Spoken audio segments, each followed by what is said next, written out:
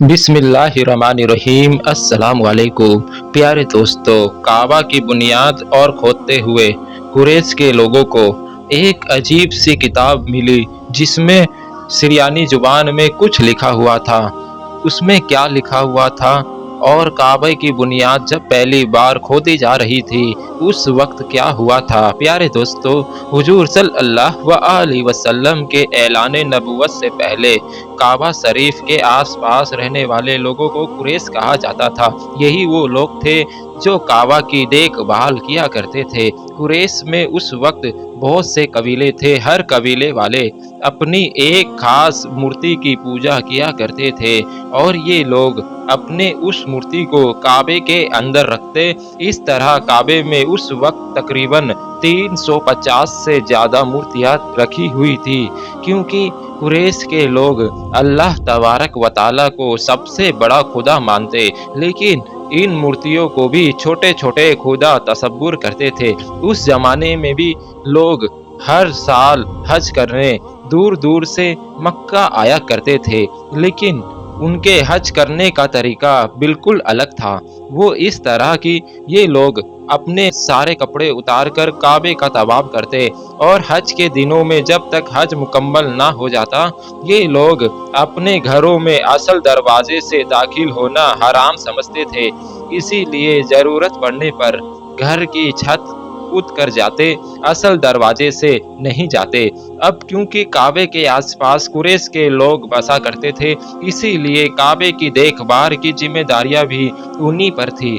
दूसरे शहर से हज के आने वाले लोग अपने साथ कुछ कीमती चीजें नजराने की तौर पर लाते और फिर उन्हें काबे के अंदर बने एक कुएं के अंदर डाल देते। वो कुआं सोने चांदी और कीमती पत्थरों से भरा रहता था। एक बार रात के वक्त जब सभी कुरैश के लोग सो रहे थे, एक आदमी ने काबे के अंदर कूदकर उस कुएं के अंदर से चोरी करना चाहा, लेकिन उसी वक्त पीछे से उसको ऐसा धक्का लगा और वो मुंह के बल उस कुएं में जा गिरा। इस वाकया के बाद अल्लाह की तरफ से काबे के अंदर बनी हुई कुएं के अंदर सांप आ बैठा। वो सांप हर वक्त उस कुएं की मुंडेर पे बैठा रहता और जो भी उस कुएं से कोई चीज चोरी करना चाहता तो वे सांप उसे ढस कर मार देता। इस वाकया को अभी कुछ ही दिन गुजरे थे कि एक बूढ़ी औरत अपने हाथ में आग लेकर काबे को लोबान की धुनी दे रही थी। तभी अचानक उस आग की एक चिंगारी काबे के पर्दे को जा लगी। चिंगारी लगते ही काबे का पर्दा जोर से जलने लगा और देखते ही पूरे काबे में आग लग गई। वैसे तो काबे की दीवार पत्थर और गाड़े से बनी हुई थी, लेकिन उस आग की लपेट इतनी तेज थी कि उसकी वजह से काबे की दीवारों में दरारें पड़ गई। कुछ दिनों के बाद कुरैश के लोगों ने काबे की मरम्मत कराने की सोची, लेकिन पैसों की कमी की वजह से वो काम ना कर पाए। जब हुजूर सल्लल्लाहु अलैहि वसल्लम उम्र शरीफ 35 साल हुई तो एक दिन अचानक मक्का में भारी बारिश हुई, जिससे हर जगह बाढ़ आ गई। वो पानी का सैलाब इतना तेज था कि उसकी वजह से हजारों घर गिर के तबाह हो गए। काबे की दीवारों पर उस सैलाब का बहुत असर पड़ा। उसकी दीवारों में भी पहले से ही दरारें पड़ चुकी थी और अब सैलाब के बाद काबे की दीवारें बिल्कुल ही कमजोर हो गई। जब कुरैश के लोगों ने काबा की ये हालत देखी, उन्हें यकीन हो गया अब हमने काबे की मरम्मत ना की तो भी कोई आंधी तूफान आकर काबे को गिरा सकता है।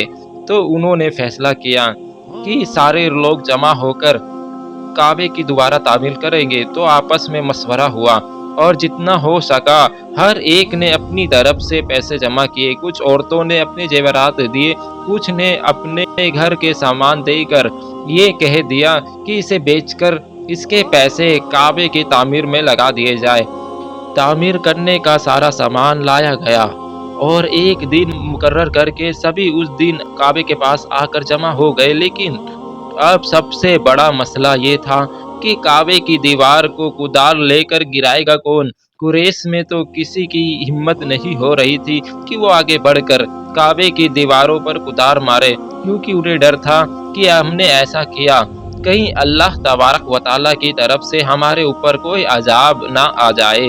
प्यारे दोस्तों, इस डर की सबसे बड़ी वजह उन लोगों के लिए ये थी کہ ان سے 40 سال پہلے ابرہہ نام کا ایک بادشاہ اپنی فوج کے ساتھ کعبے کو گرانے آیا تھا، لیکن اللہ نے اس پر اپنے پرندوں کے ذریعے ایسا عذاب بھیجا۔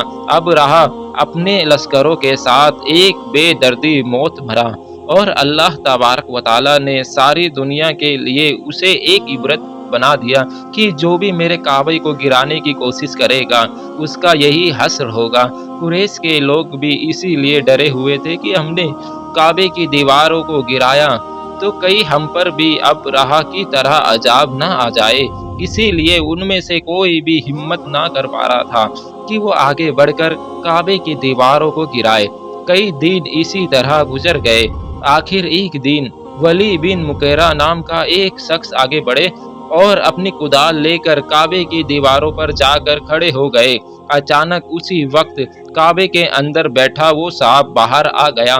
یہ دیکھ کر سبھی لوگ گھبرا کے پیچھے ہٹ گئے، لیکن اسی وقت اللہ نے ایک پرندے کو بھیجا اور اس نے اس سانپ کو اپنے پنجوں میں پکڑ کر دور پھینک دیا۔ یہ دیکھ سب کی جان میں جان آئی، اور پھر ولید بن مغیرہ نے کہا، اے لوگو، کعبے کو گرانے سے ہمارا مقصد کسی برائی کا نہیں، بلکہ ہم تو کعبے کو ایک نئے سرے سے تعمیر کرنا چاہتے ہیں، اسی لیے مجھے پوری امید ہے کہ دیواریں گرانے سے ہم پر کوئی عذاب نہ آئے گا۔ اتنا کہہ کر ولید بن مغیرہ نے اپنی کدال سے کعبے کی ایک دیوار پر وار کیا تو وہ دیوار ایک ہی بار میں نیچے گر گئی، لیکن قریش کے لوگوں نے اسی وقت ولید بن مغیرہ کو روک دیا اور کہنے لگے، اے ولید، اب اگلی کوئی بھی دیوار نہ توڑنا، بلکہ آج رات سبھی لوگ انتظار کرو کہ ہم پر اللہ کا کوئی عذاب نہ آیا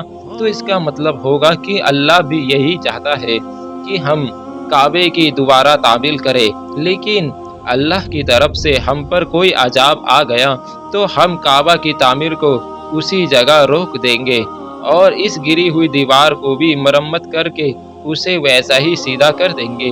یہ سن کر ولید بن مغیرہ نے کہا، ٹھیک ہے، ایسا ہی ہونا ہی چاہیے، اور پھر وہ اپنی کدال لے کر نیچے اتر آئے۔ وہ رات مکہ والوں نے بہت ڈرتے ہوئے گزاری۔ ہر چھوٹی سی آہٹ پر وہ لوگ گھبرا کر اٹھ بیٹھتے اور ڈرنے لگتے، کہیں اللہ کی طرف سے ہم پر کوئی عذاب تو نہیں آ گیا۔ لیکن جب رات صحیح سلامت گزر گئی اور کعبے کی دیوار گرانے والے ولید بن مغیرہ کے ساتھ کچھ بھی نہ ہوا تو قریش کے لوگ سمجھ گئے کہ شاید اللہ کی بھی یہی مرضی ہے کہ ہم کعبے کو گرا کر اس کو دوبارہ تعمیر کرائے۔ اسی طرح صبح صبح اٹھ کر سبھی لوگوں نے اپنے گھروں سے فابڑہ کدال نکالی اور جا کر کعبے کی دیواریں گرانے لگی۔ اس وقت تک کعبے کے اوپر کوئی چھت نہیں تھی، بلکہ چاروں طرف سے دیواریں تھی، اسی لیے قریش کے لوگوں نے ایک ہی دن میں سبھی دیواروں کو گرا دیا۔ لیکن اب باری تھی دیواروں کے نیچے پڑی اس نیو اور بنیاد کی، جسے آج سے 4000 سال پہلے حضرت ابراہیم علیہ السلام نے اپنے ہاتھوں سے رکھا تھا۔ اسی لیے ان بنیادوں کو توڑنے کی کسی کی ہمت نہیں تھی، لیکن کچھ دیر کے بعد مشورہ کر کر سبھی آگے بڑھے اور ان بنیادوں کو کھودنا شروع کر دیا۔ بنیاد کھودتے ہوئے قریش کے لوگوں کو ایک کتاب ملی جس میں سریانی زبان میں کچھ لکھا ہوا تھا۔ قریش کے لوگ تو صرف عربی زبان جانتے تھے، انہیں سریانی زبانوں کے بارے میں بالکل بھی پتہ نہیں تھا، اسی لیے انہوں نے ایک یہودی کو اپنے علاقے میں بلا کر اس کے سامنے یہ کتاب پیش کی اور پوچھا کہ آخر اس کتاب میں کیا لکھا ہے۔ اس یہودی نے پڑھ کر سنایا، اس کتاب میں لکھا ہے، میں ہی اللہ ہوں اور اس کعبے کا مالک ہوں، میں نے ہی اس کعبے کو اس دن بنایا تھا جس دن میں نے آسمان اور زمین کو پیدا کیا تھا اور چاند اور سورج کو ان کی اصلی شکل دی تھی۔ یہ سن کر قریش کے لوگ بہت حیران ہو گئے۔ انہوں نے اس کتاب کو بڑے ہی حفاظت کے ساتھ اسی جگہ پر رکھ دیا۔